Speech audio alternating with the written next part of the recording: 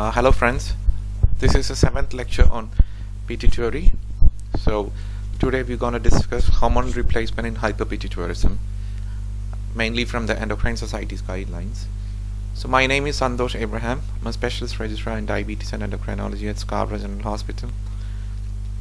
So we will be broadly discussing under the headings of the general background and diagnosing, and then treatment and treatment under special circumstances. So let's start.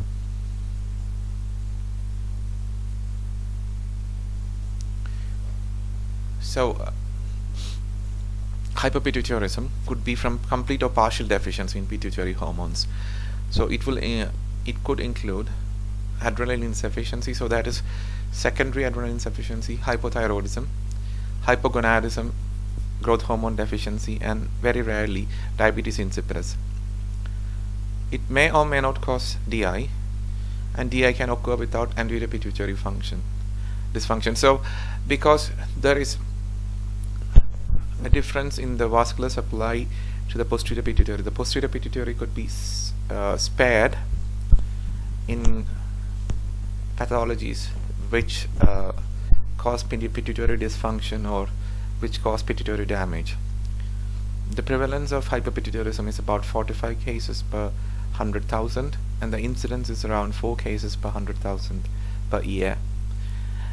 And the mortality is indeed high. And the pituitary hormonal deficits might not, managed with the current protocols, might not adversely affect the mortality. So coming to the central adrenal insufficiency, so it represents inadequate cortisol secretion due to ACTH deficiency. It can be secondary when pituitary disease impairs the release of ACTH, or it could be even in the form of a tertiary disease, so it could be from inadequate hypothalamic corticotropin releasing hormone. And 1/3 of the patients with pituitary failure may have adrenal insufficiency. It could be also due to surgery and radiotherapy. What about central hypothyroidism? So central hypothyroidism is due to insufficient TSH stimulation, because there is inadequate secretion of TSH, or there is inadequate action of TSH releasing hormone, or there is inadequate secretion of the TSH. So acquired central hypothyroidism is usually associated with other pituitary hormone deficiency. So that's how you differentiate it between a pure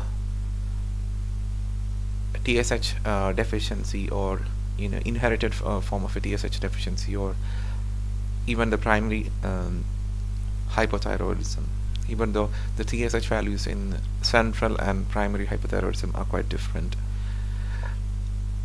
So approximately 50% of the central hypothyroidism cases are caused by macroadenomas, and craniopharyngiomas are the most common cause of extracellular lesions, especially in younger patients. And central hypothyroidism, like central adrenal insufficiency, also occurs after pituitary surgery and radiotherapy. Central hypogonadism, the prevalence is as high as 95% in patients with cellular tumors. It could occur after surgery or radiotherapy, and it is also high for patients who have had cranial irradiation. So if you don't treat the gonadotropin deficiency, it could increase the mortality, and sex steroid replacement has been associated with a significantly reduced standard mortality ratio. So what about the central diabetes insipidus? So the prevalence of DI is around 7 to 10 per 100,000. So it could be congenital or acquired, and it could be secondary to a variety of pathological process. So it could be due to tumors, so most commonly craniopharyngioma and germinomas. So head trauma, inflammatory causes, autoimmune causes, granulomatous causes, infectious diseases which involve the hypothalamus or the posterior pituitary. So coming to adult growth hormone deficiency, so around 6,000 cases of ADHD are reported every year in the United States.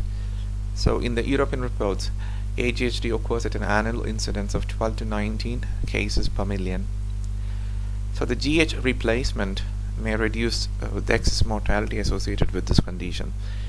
How about prolactin deficiency? So it's frequently seen in patients with hypothalamic pituitary disease at presentation or after surgical and radiation therapy. So this deficiency, the prolactin deficiency, has been suggested as a marker for pituitary damage, and it is associated with a more severe degree of pituitary hyperfunction. So it should be taken as serious when you have a prolactin deficiency with the hypopit. It could in fact indicate that the pituitary hyperfunction is of a major degree. So the sequence of hormonal loss, if you remember the acronym like GST for goods and service tax, so that's how I remember it. So G stands for growth hormone. G stands for growth hormone, and S is for sex hormone. So you can remember that it's for gonadotrophins, and T is for TSH. So in that order. So GST. So growth hormone, gonadotrophins, which is which is symbolized as sex hormones, and TSH, and finally the ACTH. So these are the dynamic tests for diagnosing suspect hypopituitarism, so which I will come back in detail. But when you want to prove the GH deficiency, you have the insulin tolerance test, the GH and arginine combined test, and the glucagon test. And for ACTH, you have the insulin tolerance test and the synactin test. And for ADH, you have the water deprivation test. So diagnosing adrenal insufficiency, so usually you could do it by a single serum cortisol level. So you take the serum cortisol at 8 to 9 a.m. So this is the first line test for diagnosing central AI. So a cortisol below 3 microgram per deciliter is indicative of AI, whereas a level more than 15 microgram per deciliter excludes the AI. So if it is between 3 and 15 microgram per deciliter, you do a corticotropin stimulation test, and if the peak cortisol levels are less than 18.1 microgram per deciliter, or less than 500 nanomole per liter, that indicates adrenal insufficiency. So you do not use a random cortisol to diagnose the adrenal insufficiency.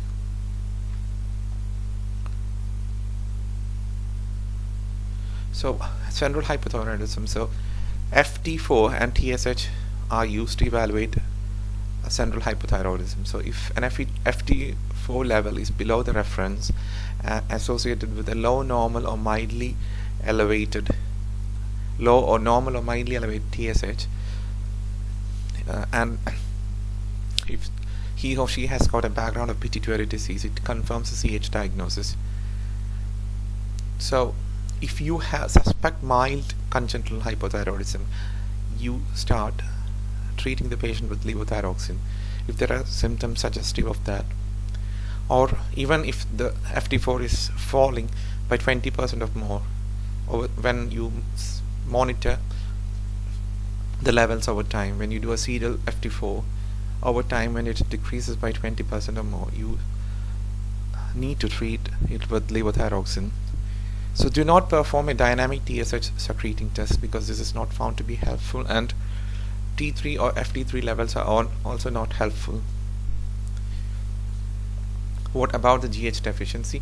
With suspected GH deficiency, you need to do the stimulation testing, the GH stimulation testing. Single GH measurements are not helpful because GH is secreted in a heterogeneous pulsatile pattern. You need to bear in mind that you need to consider appropriately controlled BMI cutoffs. And with clear-cut features of GHD and 3 other documented pituitary hormone deficiencies, you don't need to do a test. So if you suspect GHD, do GH stimulation, but if you have clear-cut features of growth hormone deficiency and 3 other documented pituitary hormone deficits, you don't need to do a test. So because most GH reserve tests are associated with high false positive rates, the following criteria applies. So you do the GH reserve tests usually in young adults who require GH therapy for short stature during childhood, and they should all be retested as adults before continuing adult GH replacement, because many of these patients later proved to be GH sufficient on subsequent retesting and do not require GH replacement. Or patients who exhibit evidence of pituitary damage, including a history of pituitary surgery or radiation or any infracellular lesion or hyperplasia or hypothalamic mass or infiltration on imaging, or prior head trauma, contact sports injury or stroke, could be tested with the GH reserve test. So let's go back to the GH stimulation tests. So you have 3 types of tests here: the insulin tolerance test, the GHRH plus arginine test, and the glucagon test. So with the insulin tolerance test, you administer insulin, usually 0.1 units per kilogram as IV, and then you sample the blood at the following time interval. So the glucose should be below 40 milligram per deciliter or 2.2 millimoles per liter, so as to induce adequate hypoglycemia, and GH should be more than the normal response is a GH more than 3 to 5 microgram per liter. So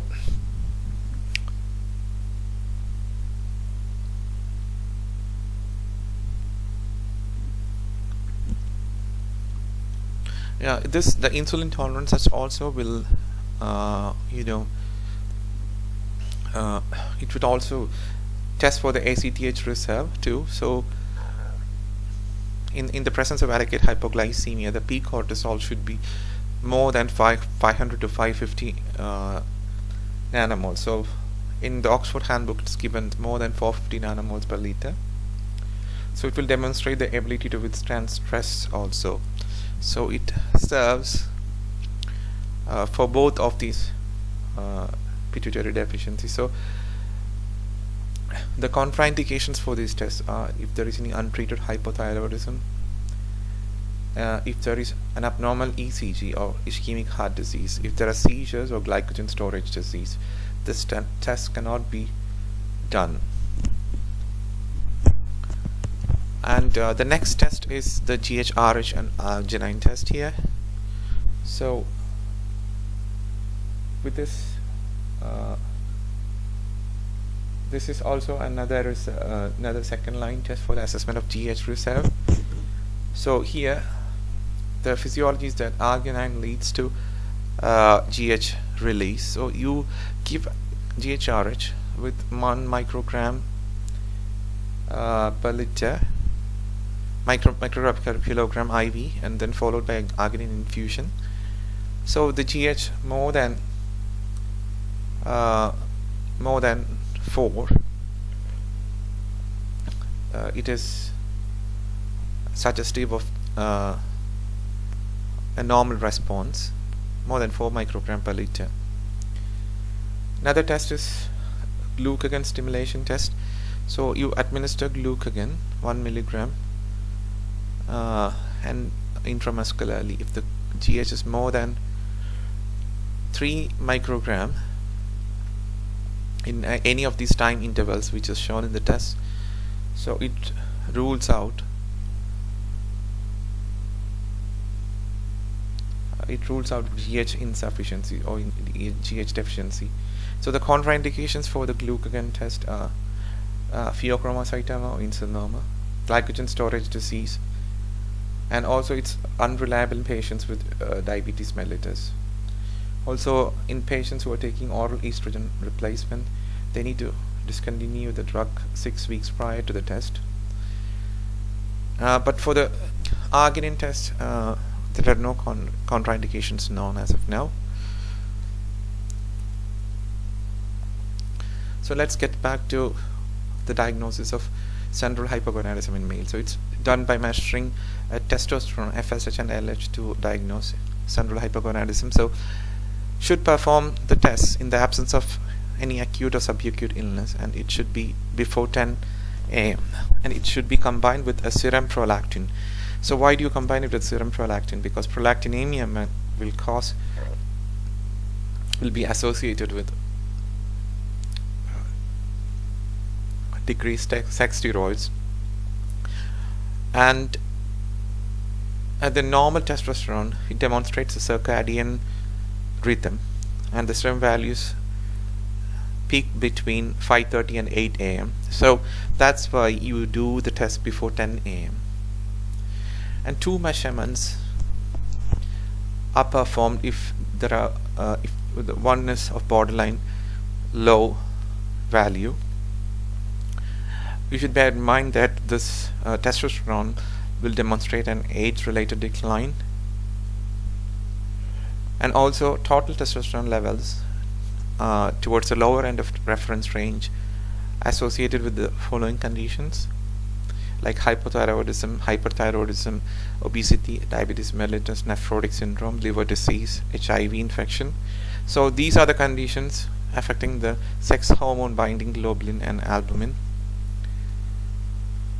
So the conditions or medications which affect them could lower the total testosterone levels. So, and if you are assessing fertility, you need to perform a semen analysis before you start the testosterone replacement. And what about central hypogonadism in females? So if you have symptoms like oligomenorrhea or amenorrhea, you need to measure estrogens, FSH and LH. You should also exclude other causes of menstrual irregularities like hyperprolactinemia, hyperandrogenism and thyroid disease. And also in case of amenorrhea, you need to rule out pregnancy. So the society doesn't recommend dynamic testing with GnRH because it offers no useful information. And in postmenopausal women, the absence of high FSH and LH is sufficient for a diagnosis of gonadotroph dysfunction, provided that the patient is not on HRT. So you expect the FSH and LH to be high in postmenopausal women. So if that is low, then that could be an indicator for the gonadotropic dysfunction. So about central diabetes insipidus. So the first line is measuring serum and urine osmolarity in patients with polyuria.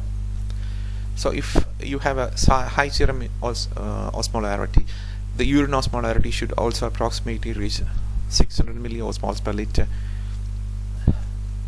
So it should be more than 2 in normal patients. The ratio, the urine osmolarity, the plasma osmolarity ratio should be more than 2. And you should also make sure that there is no glycosuria, because if there is glucose in urine, it could increase the urine osmolarity and could give a false negative result. That is, you could think that the urine osmolarity to plasma osmolarity ratio is more than 2, and you wouldn't diagnose central diabetes insipidus. So in doubtful cases, you do the water deprivation test, the details of which I'm not going into detail now. So what about treatment now? So we are going to discuss about the hormone replacement in pan-hypopituitarism. So the glucocorticoid replacement, hydrocortisone is the drug of choice. 15 to 20 milligram. You can give it in single or divided doses. If you're giving it in a divided dose, you should give the patient the highest dose in the morning as soon as he or she wakes up, and the second one in the afternoon. So if you're giving 15, you can give 10 in the morning and 5 in the afternoon. The society suggests long-acting glucocorticoids in certain cases. So if it's not available, the hydrocortisone is not available, or the patient is not compliant, so you should teach all the patients regarding stress dose and emergency glucocorticoid administration. You should instruct them to obtain an emergency card or bracelet or necklace regarding adrenal insufficiency and they should have an emergency kit containing injectable high-dose glucocorticoids, and they should be educated about how to inject this when they are under a stress. You don't have to use fludrocortisone in secondary adrenal insufficiency. Modified release hydrocortisone is commercially approved in Europe as a once-a-day tablet. So it has got combined immediate and extended release properties, but the physiological rise in early morning cortisol is not well mimicked, and it's not approved in the UK. And the society doesn't recommend routine use of DHEA in women. How about adrenal crisis? So it's a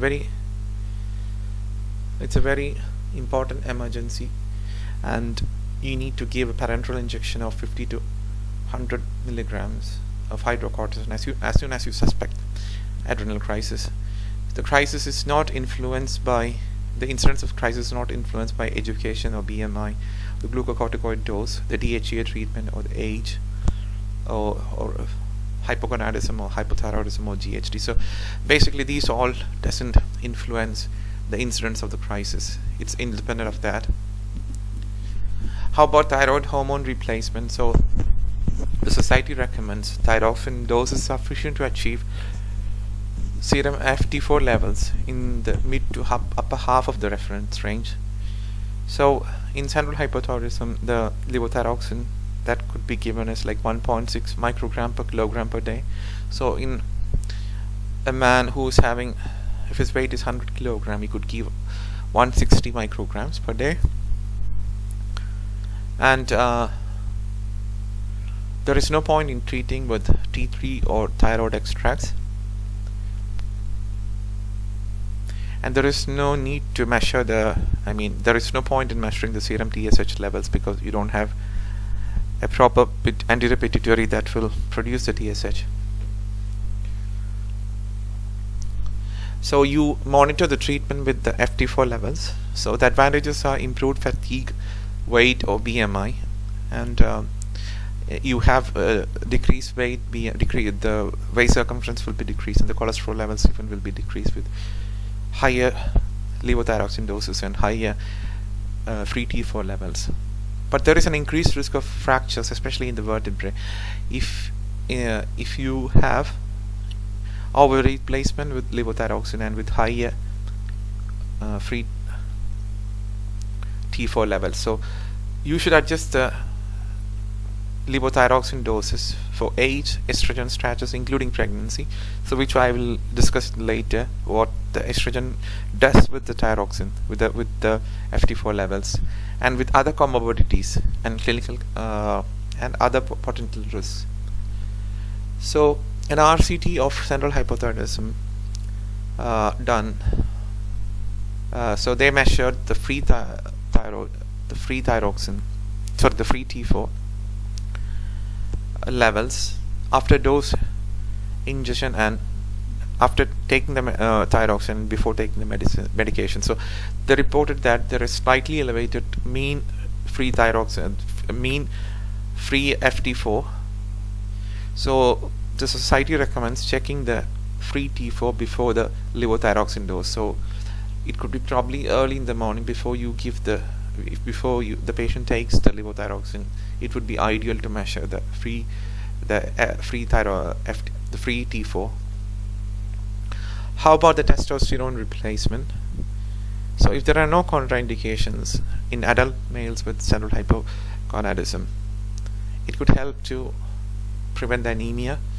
It will reduce the fat mass, it will improve the bone mineral density, it will improve libido, sexual function, energy levels, and muscle mass and strength. Estrogen replacement if the woman is premenopausal with central hypogonadism. So you could give, if the patient had her uterus taken away, you could give unopposed estrogens, or you could give a combined OCP if she has an intact uterus to prevent endometrial hyperplasia. So the aim of the treatment with estrogens is like you treat them until 45 years of age or longer. So you are trying to mimic the natural menopause here. So in an attempt to reduce the risk of cardiovascular disease and mortality. And you also know that primary ovarian failure is associated with reduced bone mineral density and increased risk of fractures.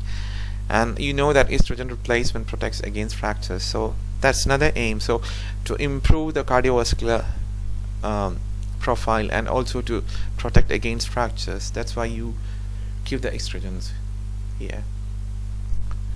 So GH replacement therapy, it's a much debated topic, and you should be very cautious and meticulous when you start. First of all, when you patient a label with growth hormone deficiency, and if there are no contraindications, you can start the treatment with 0.2 to 0.4 milligram per day in less than 60 years and 0.1 to 0.2 milligram per day in more than 60 years of age. And you need to titrate the dose at 6 weekly intervals, so you could increase it either 0.1 or 0.2 milligram per day at 6 weeks. And you need to maintain the IGF-1 levels below the upper limit of normal, and you need to reduce the dose if side effects are present. So you don't need to give GH, so do not give GH to elderly adults with low IGF-1 levels and with no history of pituitary or hypothalamic disease. And you don't give GH to enhance athletic performance. So this is basically what you need to monitor if the patient is started with the GH. So you need to measure the IGF-1 6 weeks after starting GH replacement and every 6 months thereafter. And even when you increase the dose, you need to again check the IGF-1. You need to assess the body weight, the blood pressure, waist circumference and BMI every 6 months. So you need to do that, because the excess of GH can, over replacement, can cause this. And also if the body weight increases disproportionately, it would increase the mortality and the morbidity. So you need to do that. So assess thyroid and adrenal functions and replace or adjust the replacement doses as indicated, because GH could interfere with the thyroid and the glucocorticoid, vice versa, so which I will be discussing in the next session. So you need to adjust the doses here, GH according to the thyroid and the adrenal function here.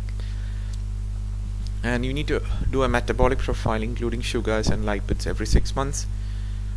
Check bone mineral density by DEXA every 18 months, and pituitary MRI to assess for any residual masses.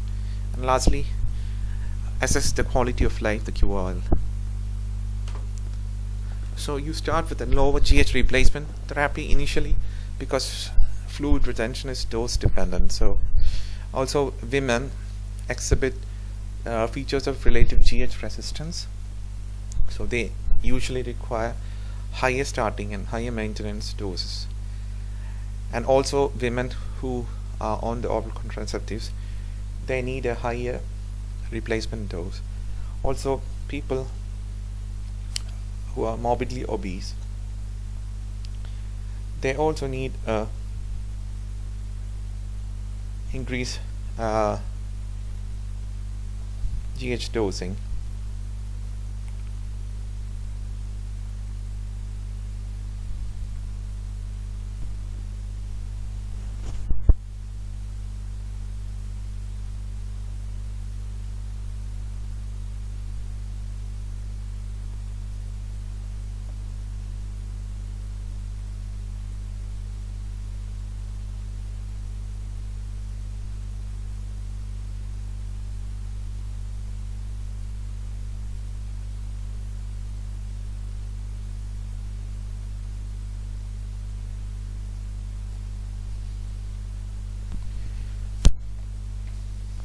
So the beneficial effects are weight loss, and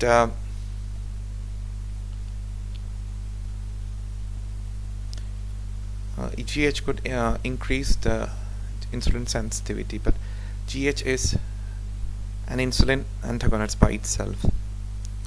And lipoprotein profiles do improve with reduced total cholesterol and LDL cholesterol and increased HDL. So lean body mass increases, cardiac stroke volume improves, and left ventricular mass is also increased. But there is no consistently reported cardiovascular risk benefits. So studies don't do that. But you assume because of improved left ventricular mass and increased lean body mass, so it will improve the cardiovascular outcome. But there are the bone mineral density improves, and it's particularly beneficial in men and also who have severe bone loss. And the increase in bone mass markedly, so it improves after 12 months. So what about diabetes insipidus? So this is another complex scenario. It should be individualized and customized to the patient's needs. Some may not prefer the treatment. And to reduce the risk of hypernatremia, always talk about the risk of overdosing. Always inform them about the risk of overdosing. And at least weekly, patients should experience a phase of polyuria so that they have a drug holiday, and you ensure that they won't have a hyponatremia. So that's why you take the drug off once weekly and have polyuria. So if the DI develops after surgery, make at least one attempt to discontinue the desmopressin. It could be between the weeks or months post-surgery, because in some of the cases the posterior pituitary function recovers because of the differences in the vascular supply to the anterior and the posterior pituitary. The posterior pituitary might be spared. So in adaptic DI, you need to be careful about the desmopressin administration and the fluid intake, and you need to titrate with frequent weighing and sodium monitoring. And also, DI patients should wear an emergency bracelet or necklace to inform the clinicians. What about interactions between replacement hormones? So this is the most important aspect of this presentation. In fact, you need to think here. If you try to master this aspect, I think you could answer the questions based on this guideline, which will be probably asked in the FCE. So the interactions between glucocorticoids and GH. So you need to test the HPA axis functionality before and after starting the GH replacement. If they haven't received the glucocorticoids and who have normal pituitary adrenal function.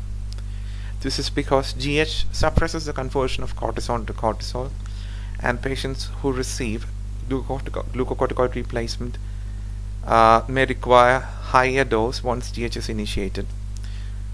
And if the patients who are apparently normal, it could be unmasked. The adrenal insufficiency could be unmasked after starting the GH. And those with low adrenal reserve may be rendered hyperadrenal by the GH therapy, thereby precipitating an adrenal crisis.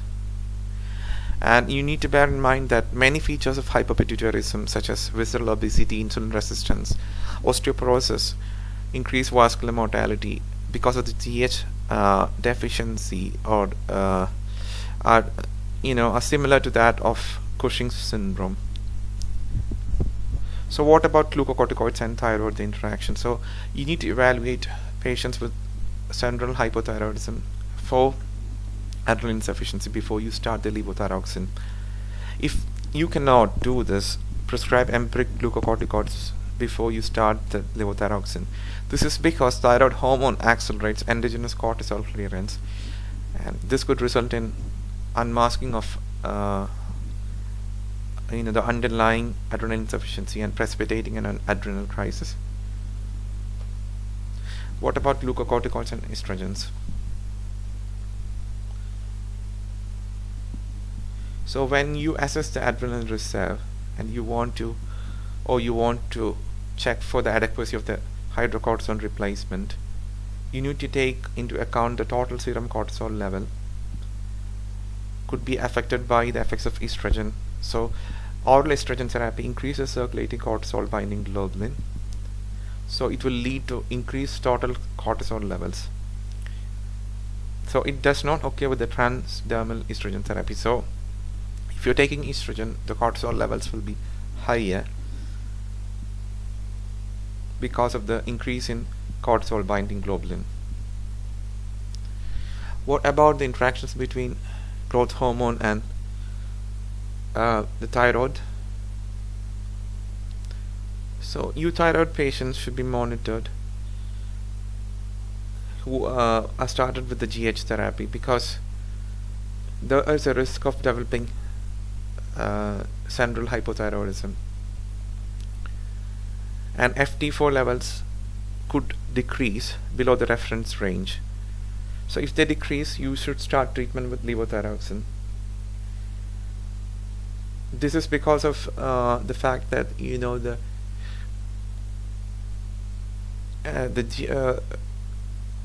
the GH could affect the thyroid profile as well. So central hypothyroidism patients with growth hormone deficiency who are receiving the levothyroxine may require increased doses once they are on the GH therapy, once they are started on the GH therapy.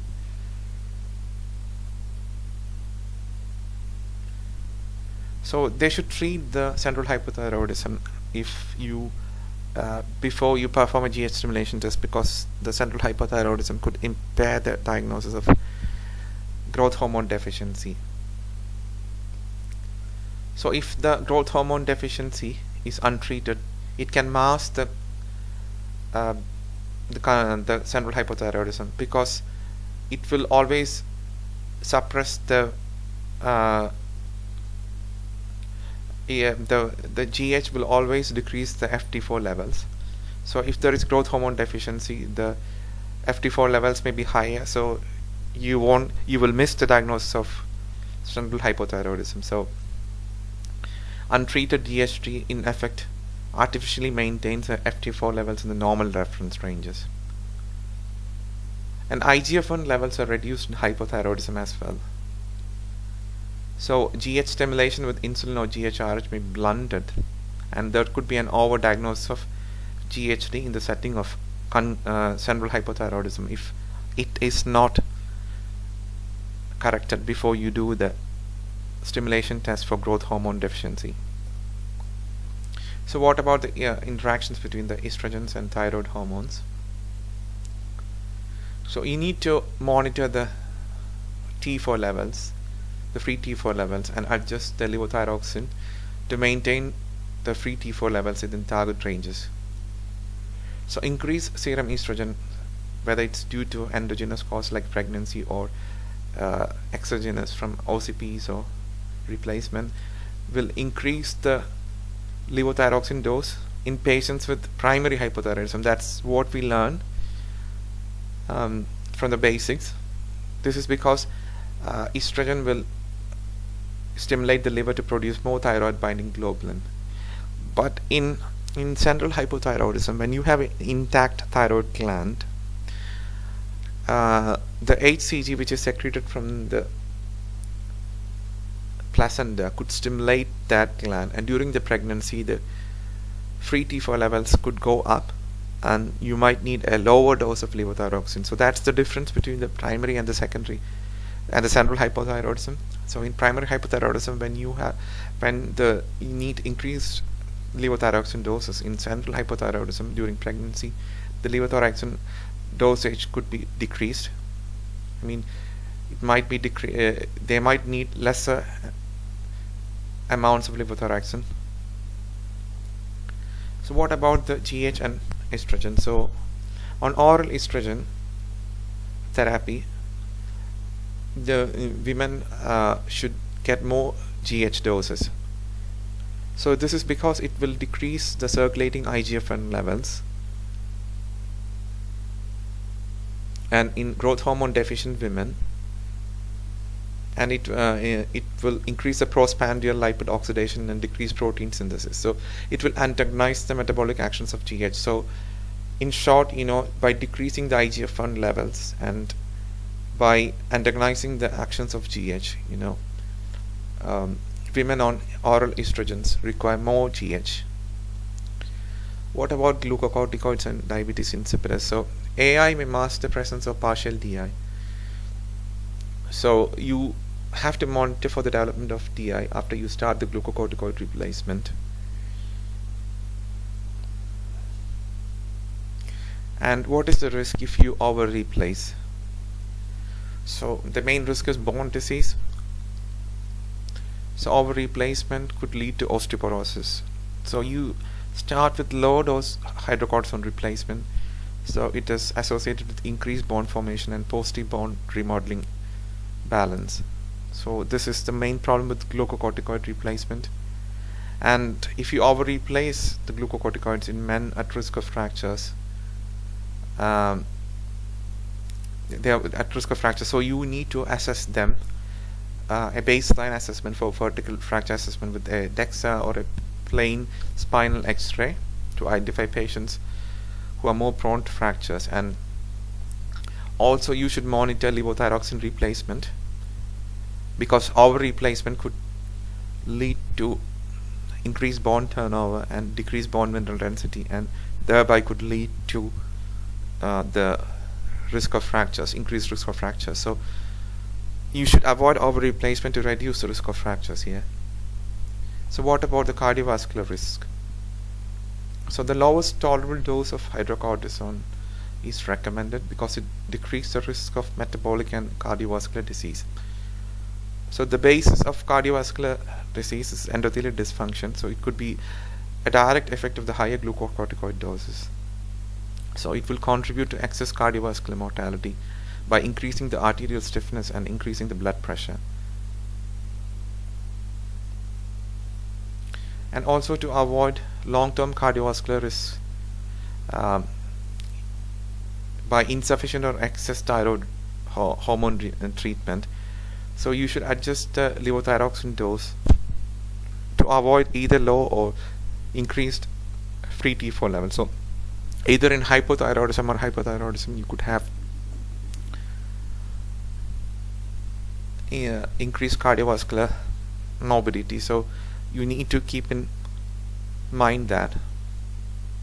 An overall impact of estrogen and testosterone replacement on cardiovascular disease is unclear. So what about the perioperative management in hypopit patients? So let's start with pituitary surgery. So stress doses of steroids in adrenal insufficiency before surgery, and then you taper the dose postoperatively. So if you have a normal preoperative adrenal function, you should have an individualized approach for post-op glucocorticoid administration until you assess the HB axis. So if you have preoperatively central hypothyroidism, you should use levothyroxine therapy before the surgery and throughout the perioperative period. So if you have intact pre-op thyroid function, you need to measure the FT4 levels 6 to 8 weeks after the surgery to assess for central hypothyroidism in pituitary surgery.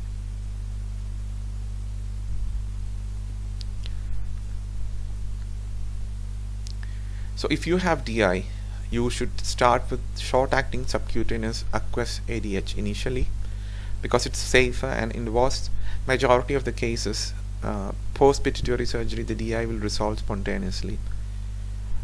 And you shouldn't use pre-scheduled DDAVP, and in the first week, especially after the surgery, because there is a high risk of hyponatremia, and also this transient DI resolves, and SIADH may result in if you use excess desmopressin. So oral intranasal desmopressin after discharge, with clear instructions to the patients that they should use the medication if only significant polyuria occurs. And you should retest all the pituitary axis after 6 weeks after the surgery, and then you need to monitor for the development of or improvement of the pituitary deficiency. So that's how it goes on. So you should be very careful with desmopressin. You don't usually do prescribe that, and even if you give it, you should ask them, ask the patient only to use it if you have if they have significant polyuria. And what about in non-pituitary surgery? So it is according to the severity of illness you give the glucocorticoid disease. So in a case of minor to moderate stress, you give 25 to 75 milligram of hydrocortisone in every 24 hours. So in case of major surgery, you give 100 milligram of hydrocortisone IV and followed by a continuous IV infusion of 200 milligram hydrocortisone every 24 hours. And management in pregnancies, hydrocortisone is the preferred glucocorticoid, and increasing the dose is based on the individual clinical course. So higher doses may be required more towards the third trimester.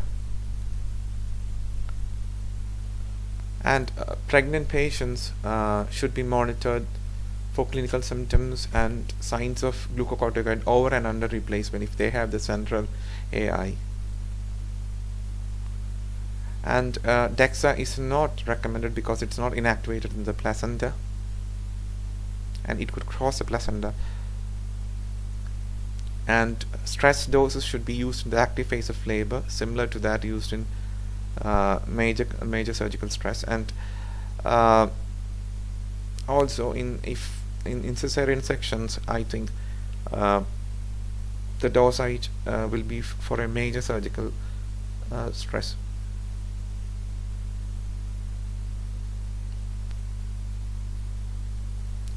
So you have to monitor for free T4 or total T4 levels every 4 to 6 weeks for women with central hypothyroidism who become pregnant. And these women may require increased levothyroxine to maintain levels with target ranges for pregnancy.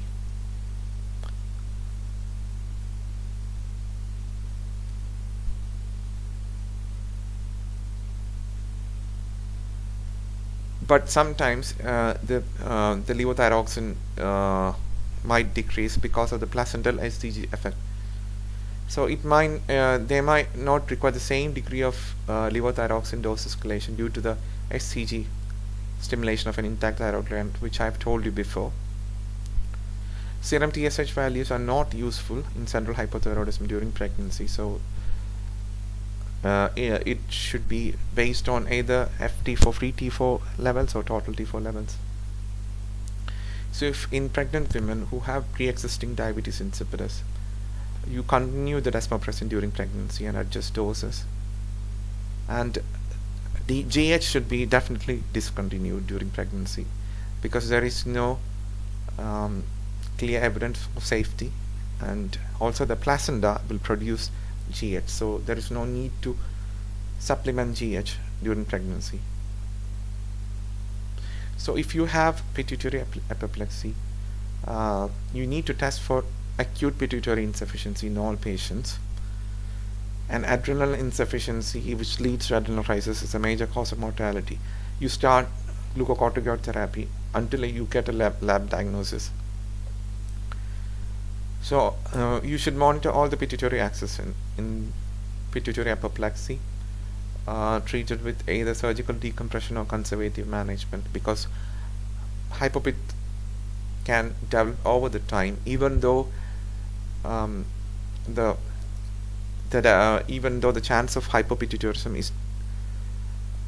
is decreased in surgical interventions rather than conservative management. And what about people who are having epilepsy? So you should educate adrenal insufficiency patients who take non-dexamethasone glucocorticoids and who have enzyme-inducing anti-epileptic medications about the signs and symptoms of adrenal insufficiency. So if they are on dexamethasone, so the dex replacement doses should be increased. If enzyme-inducing anti-epileptic medications are co-administered, because it will need more dexamethasone replacement, because dexamethasone is metabolized by in the liver, and the metabolism is increased by the AEDs. But for prednisolone, this effect is minimal, so it's basically on people who are on dexamethasone. You need to increase the dex replacement doses. And if in central hypothyroidism patients with epilepsy, if they are taking the levothyroxine, the free T4 levels should be checked at least 6 weeks after starting medication, and the levothyroxine doses should be increased if the free T4 levels fall. And who are on estrogen replacement, you should evaluate the AED levels and adjust the AED doses as required. And also you should monitor DDAP doses, because most of these drugs could cause hyponatremia and volume retention. So there could be another cause of SIADH, and the DDAP and these drugs could potentially cause an increased risk of SIADH in these patients. And in Cushing's disease, you recommend, if they are if they're hypopit with Cushing's disease, you recommend the GC replacement until full HB axis recovery happens. And after curative surgery for Cushing's disease, you have to retest the thyroid and the GH axis before you start replacement treatment. And in prolactinomas, you need to assess all the pituitary axis in macroprolactinoma and central hypogonadism who had DA agonist treatments. So in cured acromegaly after surgery or by radiation, you might need a low dose GH replacement in the absence of any known contraindications. So these are the last 3 of the scenarios where you need to alter the GC and the GH replacements. Thank you.